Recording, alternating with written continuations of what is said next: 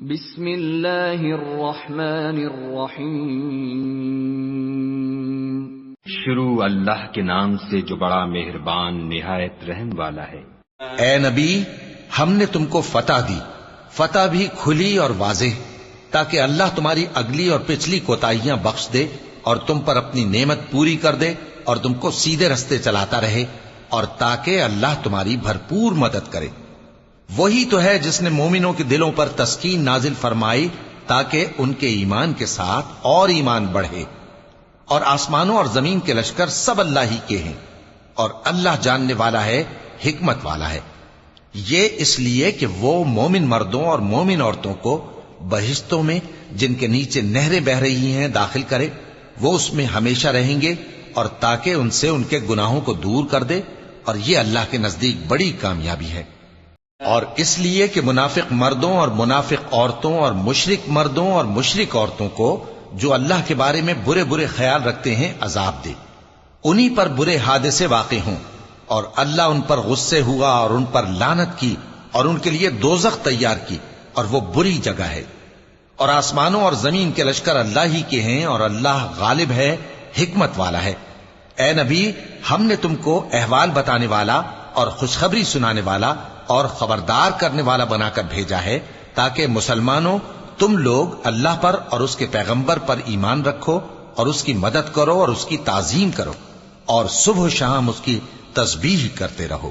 اے نبی، جو لوگ تم سے بیعت کرتے ہیں وہ در حقیقت اللہ سے بیعت کرتے ہیں، اللہ کا ہاتھ ان کے ہاتھوں پر ہے۔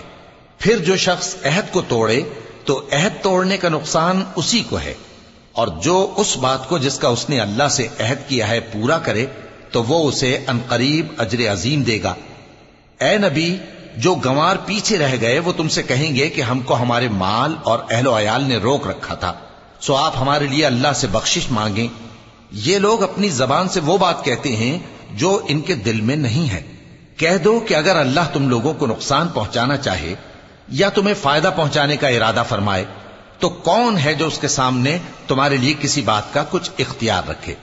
کوئی نہیں، بلکہ جو کچھ تم کرتے ہو اللہ اس سے واقف ہے۔ بات یہ ہے کہ تم لوگ یہ سمجھ بیٹھے تھے کہ پیغمبر اور مومن اپنے اہل و عیال میں کبھی لوٹ کر آنے ہی کے نہیں، اور یہی بات تمہارے دلوں کو اچھی معلوم ہوئی اور اسی وجہ سے تم نے برے برے خیال کیے، اور آخر کار تم ہلاکت میں پڑ گئے۔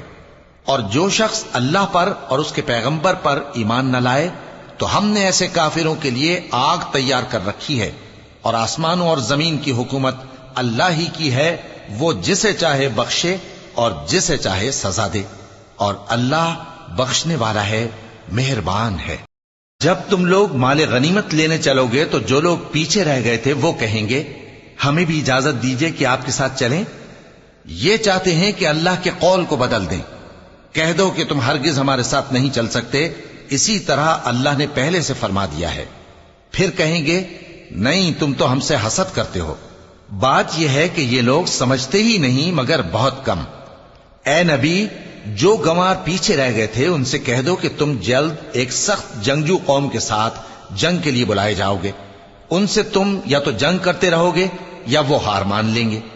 اگر تم حکم مانو گے تو اللہ تم کو اچھا بدلہ دے گا، اور اگر منہ پھیر لوگے جیسے پہلی دفعہ پھیرا تھا تو وہ تم کو بڑی تکلیف کی سزا دے گا۔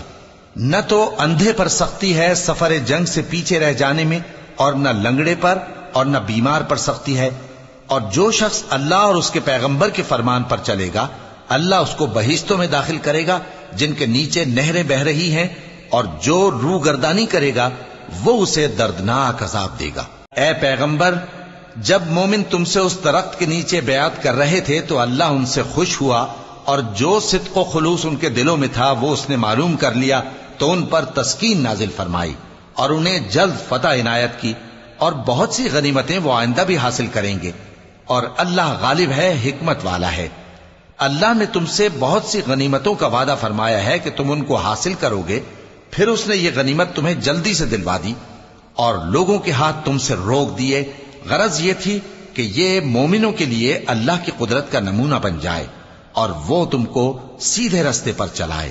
اور کچھ اور غنیمتیں دے گا جن پر تم قدرت نہیں رکھتے، اور وہ اللہ ہی کی قدرت میں ہیں، اور اللہ ہر چیز پر قادر ہے۔ اور اگر تم سے کافر لڑتے تو وہ پیٹ پھیر کر بھاگ جاتے، پھر وہ کسی کو نہ دوست پاتے اور نہ مددگار۔ یہی اللہ کی عادت ہے جو پہلے سے چلی آتی ہے، اور تم اللہ کی عادت میں کبھی تبدیلی نہ پاؤ گے۔ اور وہی تو ہے جس نے تم کو ان کافروں پر فتح یاب کرنے کے بعد سرحد مکہ میں ان کے ہاتھ تم سے اور تمہارے ہاتھ ان سے روک دیے، اور جو کچھ تم کرتے ہو اللہ اس کو دیکھ رہا ہے۔ یہ وہی لوگ ہیں جنہوں نے کفر کیا اور تم کو مسجد حرام سے روک دیا، اور قربانیوں کو بھی کہ اپنی جگہ پہنچنے سے رکی رہیں۔ اور اگر ایسے مسلمان مرد اور مسلمان عورتیں نہ ہوتی جن کو تم جانتے نہ تھے کہ اگر تم ان کو پامال کر دیتے تو تم کو ان کی طرف سے بے خبری میں نقصان پہنچ جاتا، تو بھی تمہارے ہاتھ فتح رہتی، مگر تاخیر اس لیے ہوئی کہ اللہ اپنی رحمت میں جس کو چاہے داخل کر لے۔ اور اگر دونوں فریق الگ الگ ہو جاتے تو جو ان میں کافر تھے ان کو ہم دکھ دینے والا عذاب دیتے۔ جب کافروں نے اپنے دلوں میں ضد کی، اور ضد بھی جاہلیت کی، تو اللہ نے اپنے پیغمبر اور مومنوں پر اپنی طرف سے تسکین نازل فرمائی اور ان کو پرہیزگاری کی بات پر قائم رکھا، اور وہ اسی کے مستحق اور اہل تھے، اور اللہ ہر چیز سے خبردار ہے۔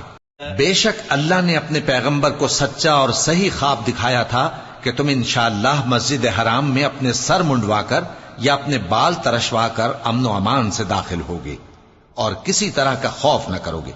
جو بات تم نہیں جانتے تھے اللہ کو معلوم تھی، سو اس نے اس سے پہلے ہی جلد ایک فتح عطا فرمائی۔ وہی تو ہے جس نے اپنے پیغمبر کو ہدایت کی کتاب اور دین حق دے کر بھیجا تاکہ اس کو تمام دینوں پر غالب کرے، اور حق ثابت کرنے کے لیے اللہ ہی کافی ہے۔ محمد صلی اللہ علیہ وآلہ وسلم اللہ کے پیغمبر ہیں، اور جو لوگ ان کے ساتھ ہیں وہ کافروں کے مقابلے میں تو سخت ہیں اور آپس میں رحم دل۔ اے دیکھنے والے، تو ان کو دیکھتا ہے کہ اللہ کے آگے جھکے ہوئے سر بسجود ہیں اور اللہ کا فضل اور اس کی خوشنودی طلب کر رہے ہیں۔ کثرت سجود کے اثر سے ان کی پیشانیوں پر نشان پڑے ہوئے ہیں۔ ان کے یہی اوصاف تورات میں ہیں اور یہی اوصاف انجیل میں ہیں۔ وہ گویا ایک کھیتی ہے جس نے پہلے زمین سے اپنی سوئی نکالی، پھر اس کو مضبوط کیا، پھر موٹی ہوئی، اور پھر اپنے تنے پر سیدھی کھڑی ہو گئی، اور لگی کھیتی والوں کو خوش کرنے تاکہ کافروں کا جی جلائے۔ جو لوگ ان میں سے ایمان لائے اور نیک عمل کرتے رہے ان سے اللہ نے گناہوں کی بخشش اور اجر عظیم کا وعدہ کیا ہے۔